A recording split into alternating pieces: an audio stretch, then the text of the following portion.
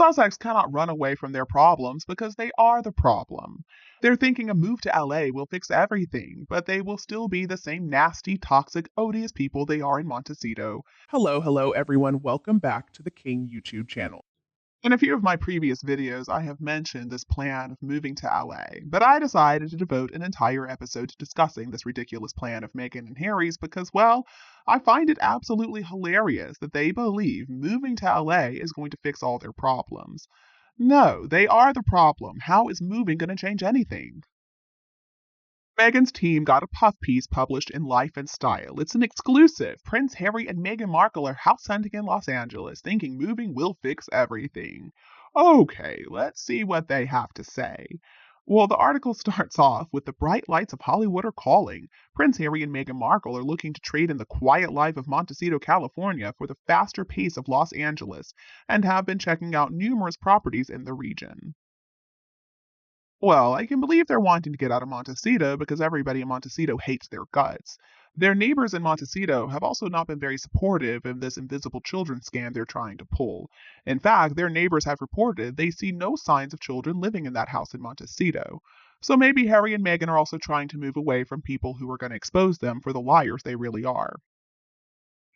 But I don't believe the people of LA are going to be more willing to play along with their little schemes. And really, isn't this what they always do? When the going gets tough, they decide to move away. After all, this is exactly what they did when they figured out that they were never going to be top billing above William and Catherine as working members of the royal family.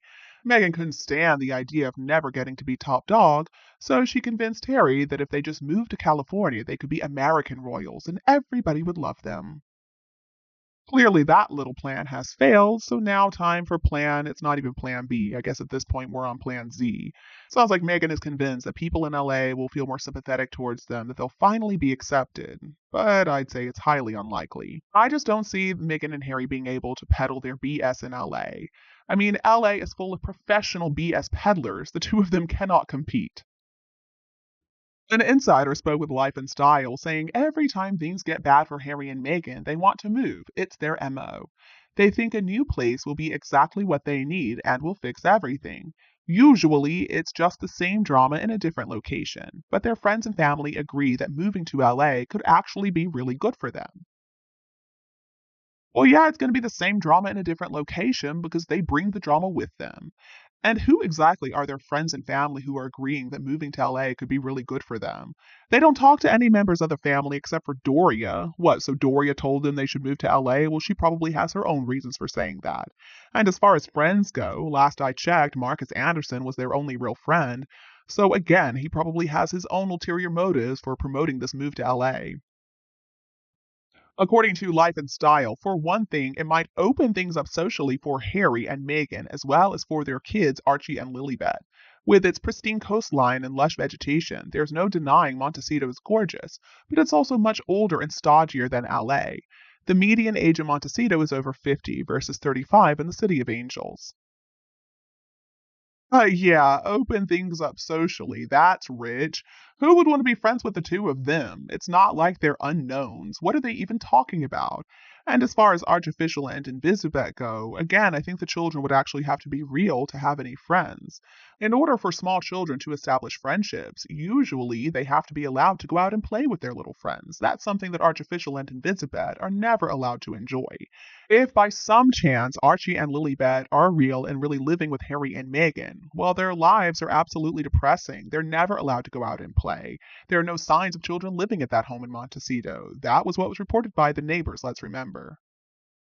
According to polls, Meghan and Harry are more popular among millennials than they are among boomers, but even that group is not head over heels in love with them.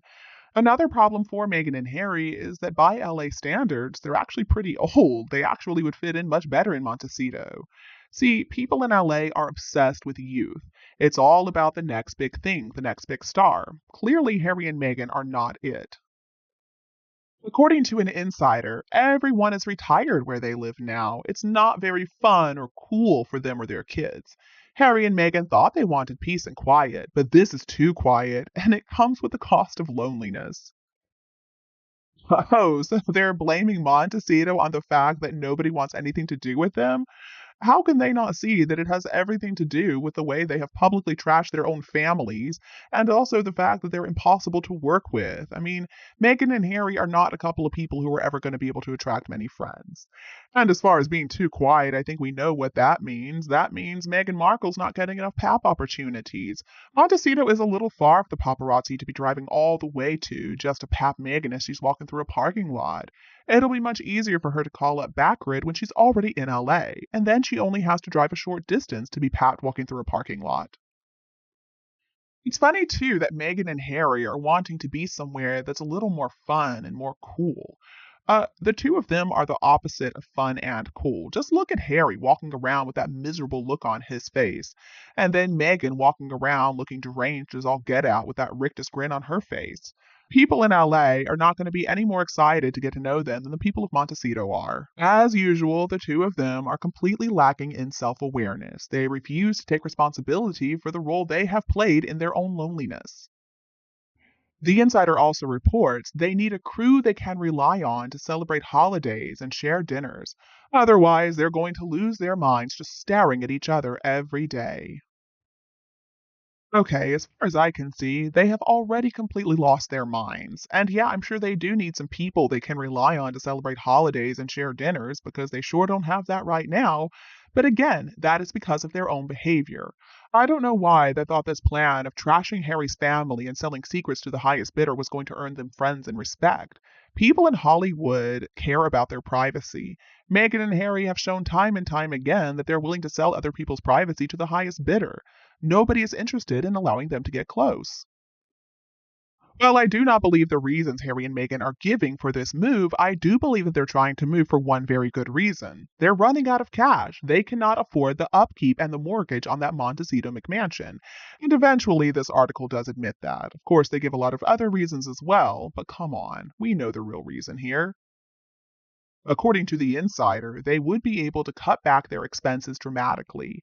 The landscaping costs alone at their house are enormous. Well, I'm sure the landscaping costs alone at that Montecito McMansion are enormous. They have a very large, lush green lawn that doesn't exist naturally. They have to pay out the wazoo to water that thing. Let's also remember that when Meghan and Harry signed that mortgage, when they got that house, they thought they were going to be billionaires.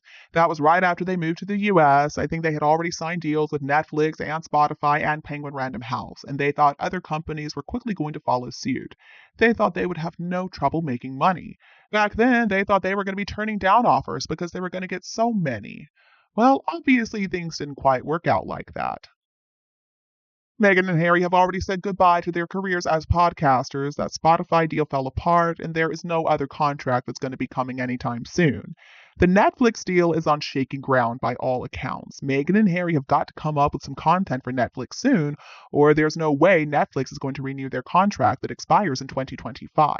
As far as Penguin Random House, alright, so Spare allegedly broke all kinds of records. It was a bestseller in the nonfiction category. But a lot of those stories about how successful Spare was is really just PR spin. The truth is, we don't even know for sure if Harry made enough money off that book to pay back his advance. If Meghan and Harry were doing well financially, they wouldn't be so desperate right now. A good way to tell how well Meghan and Harry are doing financially is to look at the reports of whether or not they're trying to make peace with the royal family. Whenever they think they're doing well financially, they feel like they're free to trash them as much as they want. But when their supply of cash starts to dwindle, that's when we start seeing reports that Meghan and Harry want to make peace with the royal family, that Harry misses his family, that they want to come back for Christmas. At the same time, we're hearing all these reports that Megan wants to get back into acting or producing or something like that. According to the insider, she's serious about acting again and getting a paycheck again. It's what she knows, and she knows that to do it right, she has to be where the action is. Well, all right, Megan, good luck with that little plan. I don't think it's going to make any difference whether or not she is near where the action is. I mean, nobody wants any of her action. That much has been demonstrated time and time again. But is that going to stop her from trying? Well, it never did in the past. If Megan is one thing, we can say she is driven. She doesn't give up very easily, even when she should.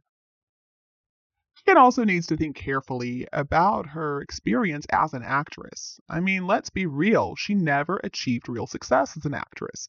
I know she was on Suits, but that's one single show, and she wasn't the lead character at all. Supposedly, they were also going to get rid of her character on that show because she was so impossible to work with. Honestly, it sounds to me like Harry and Meghan are focused on all the wrong things. Meghan is focused on reigniting her acting career when really she should be focused on not being such a horrible narcissistic witch. I also think it's funny that there's no mention of what Harry is going to do for work in LA. I guess they've just given up on Harry working at all. Honestly, folks, stuff like this makes me believe that a divorce announcement is coming soon from Montecito. I just don't believe for one second that Harry is going to continue to follow Meghan around as she jumps from city to city trying to figure out what to do with herself. They're never going to achieve any real success unless they can change their behavior and change who they are as people, I would say, as well. I mean, they need to develop some self awareness and understand why they're so off putting. They're not young anymore, so at this point, it's going to be incredibly difficult for them to do that. But I do believe with the right kind of therapy, they could do it. However, they would actually have to seek out the right kind of therapy, which I don't believe they're interested in. So the insider also said she doesn't care if people judge her for acting again, that ship has sailed. Some people might say it's inappropriate for a princess to be an actress, but Meghan doesn't care anymore what anyone says. Okay, well, judging by that last sentence, nothing at all is going to change with the Harkles. Okay, first of all, some people might say it's inappropriate for a princess to be an actress. Megan, you are dreaming if you believe that people consider you to be a princess. I understand technically if Megan wanted to be called Princess Henry, she could.